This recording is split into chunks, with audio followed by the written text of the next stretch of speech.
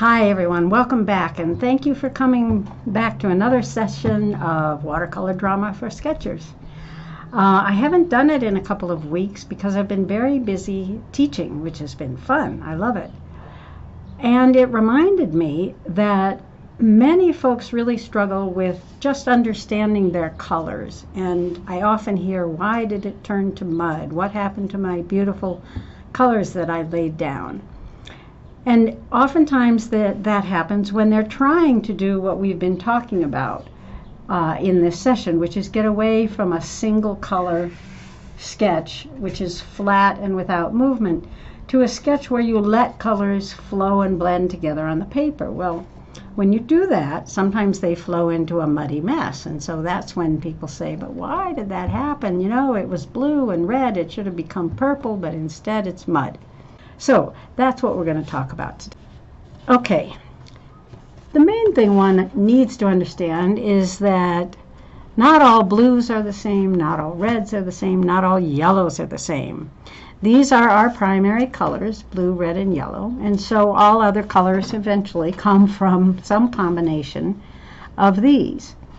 And it's when you can combine them without understanding what you're doing and the difference between this blue and this blue, that's when you can tend to get into trouble.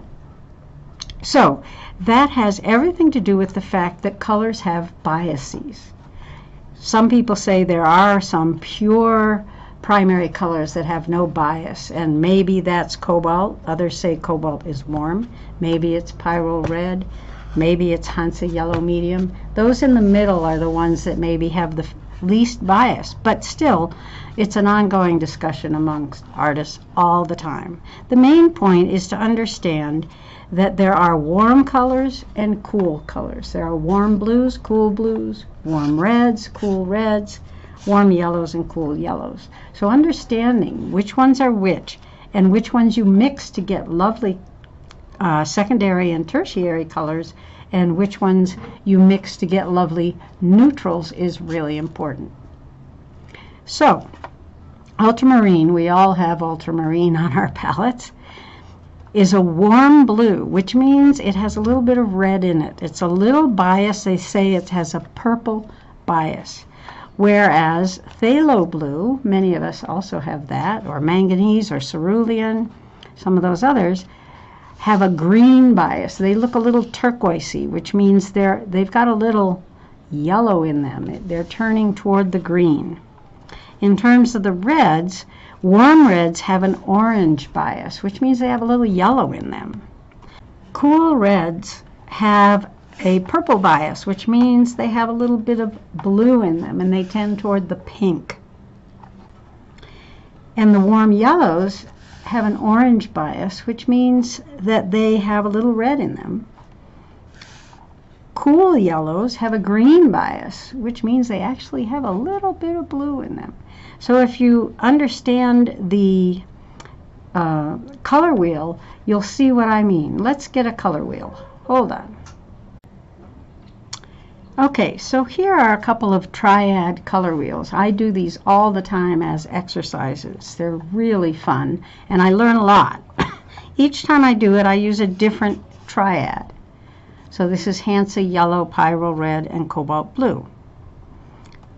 And then this is Quin gold, pyrrole red, and ultramarine. Now, as you can see, as you mix that Quin gold with that pyrrole red, you get some dusky oranges. Pyrrole red with ultramarine blue does not give you a very good purple. It's kind of a muddy or dusky purple. And ultramarine blue with this Quin gold certainly doesn't give you a bright green. They're very olivey and sort of dusky greens. So these are what people are calling muddy, and they can get a lot muddier. I actually like these colors, but you have to have wanted that color. You have to have wanted a dusky purple instead of a bright one, or a dusky green instead of a bright spring green. This one, the colors are different because the Triad colors are different. So this yellow and this red actually make some very nice oranges.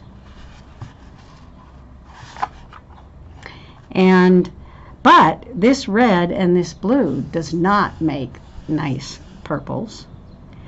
And this blue and this yellow make some decent greens, but they're not a bright spring green. So this is the color wheel. And when it says that the yellow has a green bias, it means it's heading toward this direction in its color. When it says the yellow has an orange bias, it's heading in this direction. And the red either has an orange bias or a purple bias. And the blue either has a green bias or a purple bias. So you see, it's because of the wheel that they use those terms. Which direction in the wheel is it heading? So knowing that is really important. Let's get back to our other example. Okay, so let's say I want a really beautiful violet purple. Which colors would I mix? You can't say just put blue and red together and you'll get purple, because it matters which blue and which red you used. And that's the whole key about mud. So if you want a purple, you want a warm blue that's already purple biased and a cool red that's already purple biased. You put those two together and you will get a beautiful purple. If you take a purple bias with an orange bias, these two, you will not get a beautiful purple. You'll get something more akin to mud. What about a green? Let's say you want a nice spring green. Then you need to use a cool yellow that has a green bias, okay, and a cool blue that has a green bias.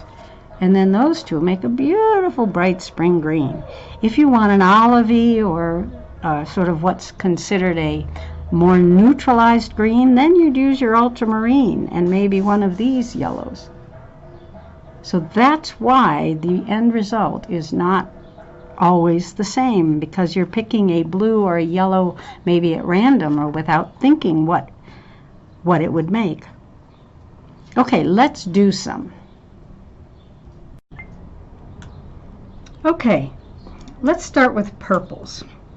If we want a bright purple, we said we need to have a warm blue that has a purple bias and a cool red that has a purple bias. So that's what we'll do. Let's take our ultramarine blue, which has a purple bias, and our Quin Rose, which has a purple bias.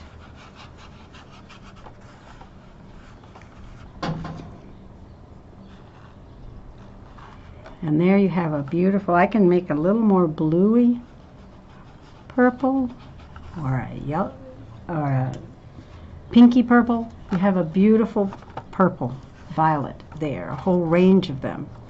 Let's try orange. Okay, to make a nice orange, we want things that have orange biases. Let's do this. Let's see. Okay, so if we want a really bright, pure orange, we need to take some Scarlet Lake, which you can see has a orange bias. And we need to add, let's say, New Gamboge, which also has an orange bias. And look at that orange. Beautiful, clear orange. All right, now let's do the greens. So we want to take a cool blue, so we'll take phthalo blue,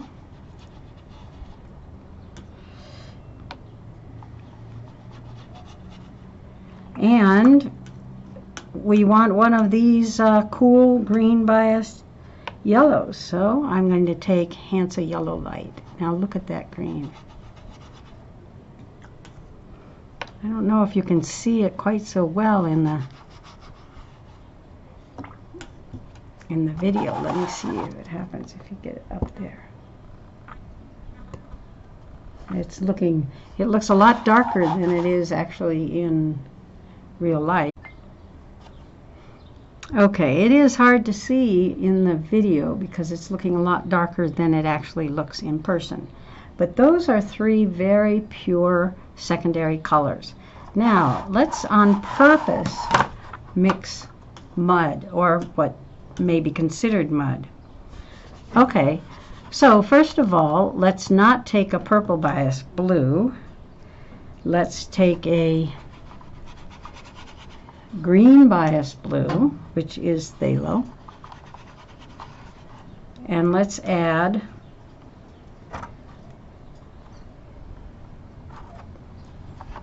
the wrong red. There's your mud. So it's blue and red, but it definitely didn't become what you expected. It's actually a beautiful dusky color, but you have to have wanted that. Okay, so now if we're trying to make an orange, oranges usually come out to some extent or another, no matter what, but I mean come out okay, but let's try it. So here's our Quin Rose, which has a purple bias, and then here's our yellow, which has a green bias, and you can see that it's not as pure and orange as that one. And then let's go to the greens, even though we're having trouble seeing them. So let's make a green out of ultramarine blue, which has a purple bias.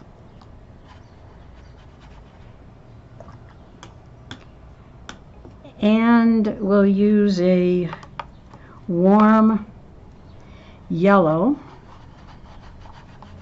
which has an orange bias. And there you have it. So as you can see, these, not so much oranges, it's kind of a nice dusky orange. But you really do get into trouble oftentimes when you're trying to make beautiful greens and you end up with olivey, dusky, darky neutrals, and same with the purples. So all of that is to say, this is the problem when you encounter mud. You are mixing the wrong colors. Okay, I hope that's helpful, and I hope you come back, and please do try this. I mean, just experiment. Fill your sketchbook with pages of purples or greens or oranges or whatever. You'd be amazed how beautiful and how fun it is to do that. Most of my sketchbooks are at least half filled with this kind of thing. Okay, until next time, stay safe and have a good evening.